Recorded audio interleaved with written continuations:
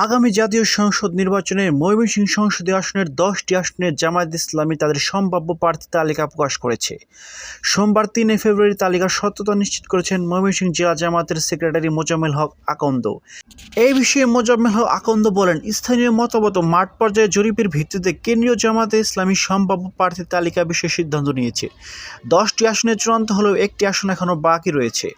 সম্ভাব্য সংসদ সদস্যরা হলেন ময়মনসিংহ 1, হালুয়াঘাট ও ধোবাইউড়া আসনে জামায়াতের ময়মনসিংহ নগরের চরপাড়া সাংগঠনিক থানা শাখার রুকন ও জেলা ছাত্র শিবিরের সাবেক সভাপতি মাহফুজুর রহমান, ময়মনসিংহ 2 ফুলপুর ও তারাকান্দা আসনে সাবেক উপজেলা আমির মাহবুব মণ্ডল, ময়মনসিংহ 3 গৌরপুর আসনে উপজেলা শাখার আমির মাওলানা বদরুজ্জামান, ময়মনসিংহ 4 সদর আসনে মহানগর জামায়াতের আমির কামরুল হাসান।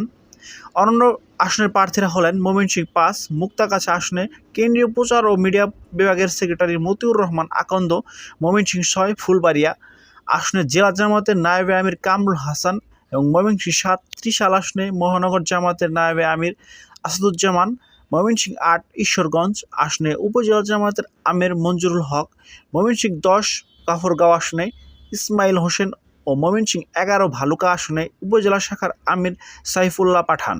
ময়মনসিংহ 9 আসনে নন্দাইল আসনে প্রার্থী এখনও চূড়ান্ত হয়নি।